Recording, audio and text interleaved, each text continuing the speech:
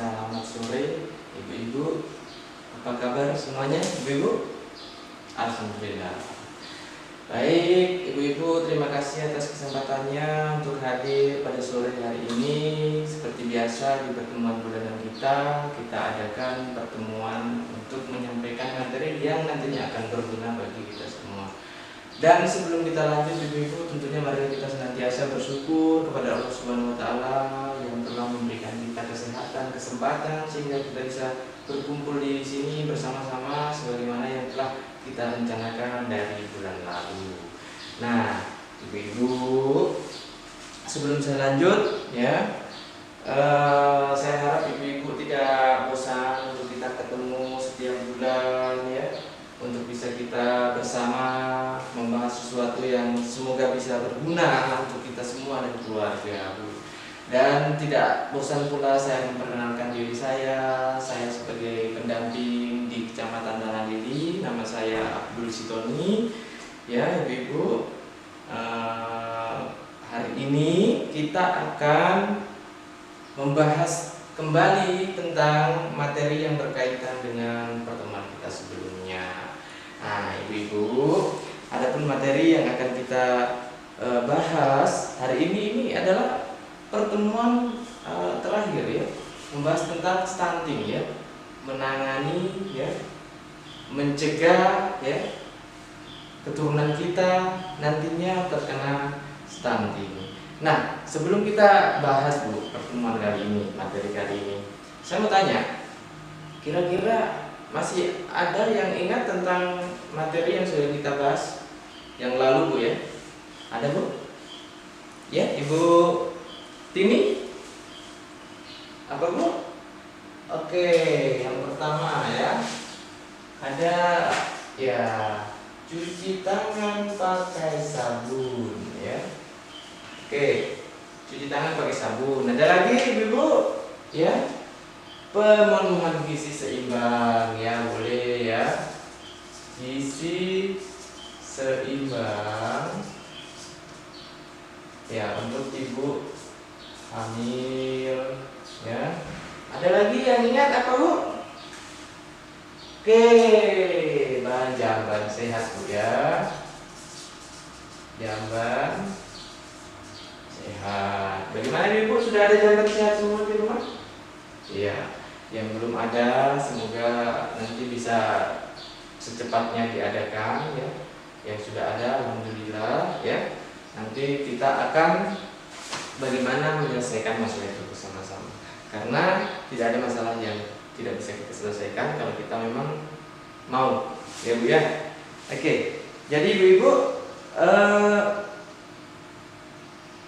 selanjutnya kita yang lalu sudah saya berikan untuk komitmen ini ya Bu ya, tabel janji diri peserta dalam pencegahan dan penanganan stunting.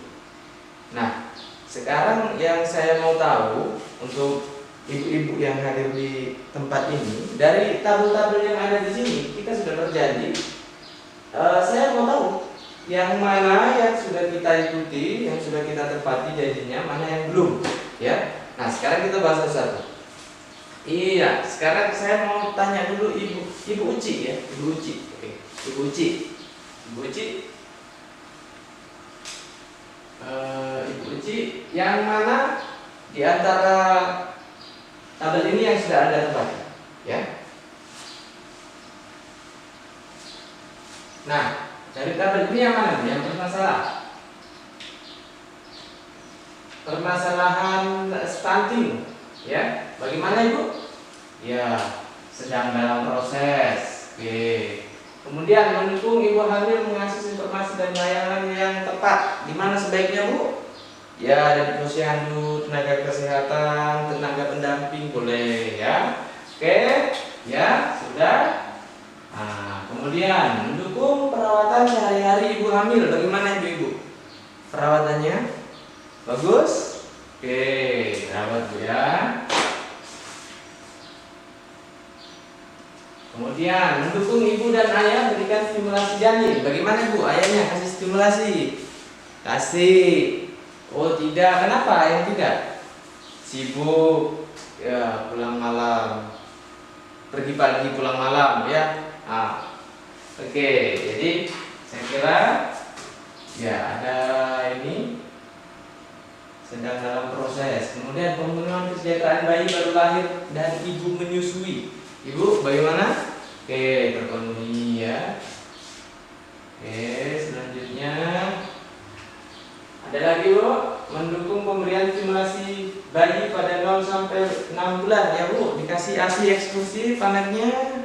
Ya, ASI eksklusifnya ya sudah.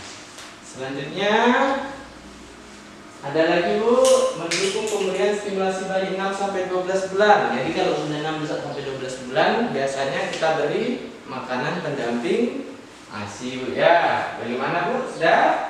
Oke, sudah. Kemudian mendukung pemberian stimulasi bayi 1 sampai 2 tahun. Ya Bu, kasih tahu bapaknya di rumah untuk membantu berstimulasi ya, ajak main anaknya ya, pulang kerja diajak main supaya ada kedekatan emosional, nanti merangsang otak bayi juga untuk berkembang ya. Oke. Mendukung pemberian stimulasi pada anak 2 sampai 6 tahun. Ya, seperti apa Bu ya? Contoh misalnya membantu memakai pakaian ya, membantu mandi, mengajarkan dia untuk makan sendiri. Bagaimana? Sudah diikuti? Oke, sudah diikuti. Manfaatan bansos Bu untuk pemenuhan gizi anak di sini. Sekarang kalau misalnya cair nih bantuan sosial PKH, beli apa Bu? Apa yang dibelanja? Ya, beli beras, beli ikan, sayur. Kan sudah ada BPNT Bu. Oh iya, oke, boleh Bu ya. Jadi memang kegunaan dari bansos itu Bu untuk kita pemenuhan gizi kita Bu ya. Jangan dipakai beli cicil motor Bu ya. Jangan dipakai ambil uang koperasi ya. Nah itu tidak betul ya. Jadi gunakan untuk pemenuhan gizi ya, supaya kita atau anak-anak kita itu tidak stunting ya. Oke Bu ya, dalam proses. Kemudian mendukung cuci tangan pakai sabun. Bagaimana Bu? Yang selalu cuci tangan pakai sabun, Ibu Reni? Oke, bagus. Ibu Dani? Oh, kenapa Bu? Jarang cuci tangan pakai sabun? Oh, gak sabaran dia. Jadi apa namanya Bu? Kita sekarang sudah tahu apa manfaat dari cuci tangan pakai sabun. Ya, jadi kalau kita cuci tangan pakai air saja, itu kumannya tidak mati Bu. Mungkin tanah tidak ada ya, tidak kelihatan oleh mata, tapi kuman itu tidak mati kalau dia tidak kena sabun. Nah itu harus kita kasih tahu keluarga di rumah supaya artinya ada kesadarannya sendiri. Oke Bu ya, oke ini ya. Mendukung pemanfaatan jamban sehat. Bagaimana Ibu sudah ada jamban sehatnya semua di rumah? Jamban sehatnya sudah ada? Ya kalau belum ada Bu, diusahakan ada. Yang sudah ada alhamdulillah ya. Oke, nah sekarang mendukung pemetaan potensi diri keluarga dan lingkungan sekitar ya. Jadi pemetaan potensi diri Bu ini kita lihat potensi diri kita dan lingkungan sekitar. Jadi misalnya di lingkungan kita ini ada apa yang bisa kita manfaatkan Bu ya. Contoh misalnya sayur-sayuran. Kita kalau di desa ini kan sayur-sayuran itu banyak yang bisa kita ambil secara gratis Bu ya. Ya mungkin ada di pagar rumah, di depan rumah ada daun ubi ya, atau mungkin daun salam, pepaya ya, nangka, itu kan banyak sekali di sekitar rumah kita Bu ya. Nah itu semua nilai gizinya sangat tinggi Bu ya. Jadi itu semua harus kita konsumsi ya untuk memenuhi kebutuhan gizi kita ya, gitu ya. Kemudian sistem rujukan penanganan anak stunting. Jadi kalau misalnya kita terkena stunting, ada Anda yang misalnya ke posyandu berat badan tinggi badannya itu tidak normal, tidak sesuai dengan usianya, kemana Ibu? Ya, puskesmas, tenaga kesehatan mendampingi. Ya, setuju sekali Bu. Nah sekarang di selanjutnya komitmennya Bu. Ya, komitmennya ibu-ibu bagaimana terhadap pertemuan kita Bu ya. Nah, komitmennya. Nah, ibu-ibu, tantangannya apa? Sehingga banyak ini dari yang dari apa? Janji diri ini yang misalnya ada beberapa yang tidak terpenuhi. Nah, tantangannya Bu, ya. Ya, tantangan. Satu, apa Bu? Iya, yang paling banyak tadi ini masalah jamban sehat ya. Jamban sehat. Nah. Oke, satu Bu. Ini yang paling banyak tadi yang ribut-ribut. Jamban sehat. Apa sih masalahnya Bu dengan jamban sehat? Gini loh Bu. Namanya jamban sehat itu Bu, tidak harus mahal ya. Nggak perlu harus apa namanya yang mewah, yang detail ya. Kita beli semen banyak-banyak ya. Enggak, sebenarnya sesuai dengan kemampuan kita aja. Kita bisa bikin kok. Misalnya kloset leher angsanya kita buat dari jerigen bekas ya.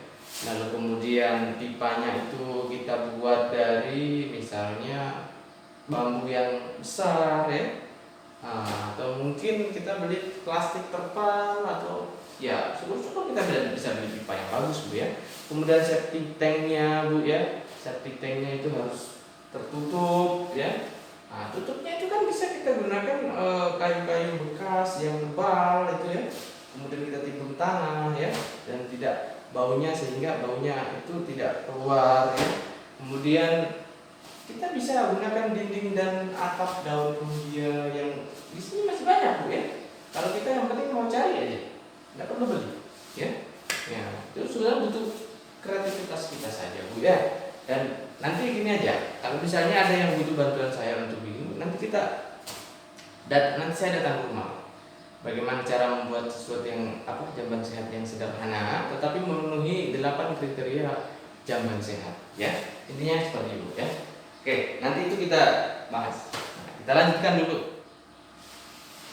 Dan baiklah ibu-ibu, itulah tadi yang sudah saya sampaikan berkaitan dengan pertemuan kita, bagaimana kita berkomitmen untuk menjalankan ya apa yang sudah kita dapatkan tentang bagaimana menghindari atau dan juga menangani stunting, karena stunting itu bukan penyakit Bu ya.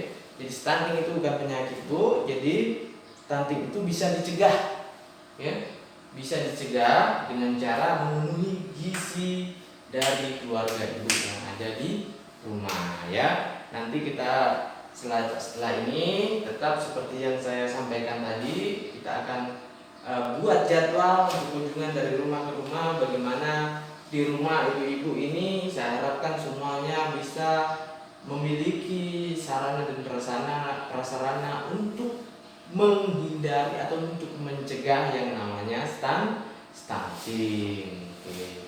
Ibu-ibu, sekian dari apa yang dapat saya sampaikan, semoga bisa bermanfaat untuk kita semua. Saya Abdul Sitoni, saya undur diri, sampai jumpa di pertemuan berikutnya. Assalamualaikum warahmatullahi wabarakatuh.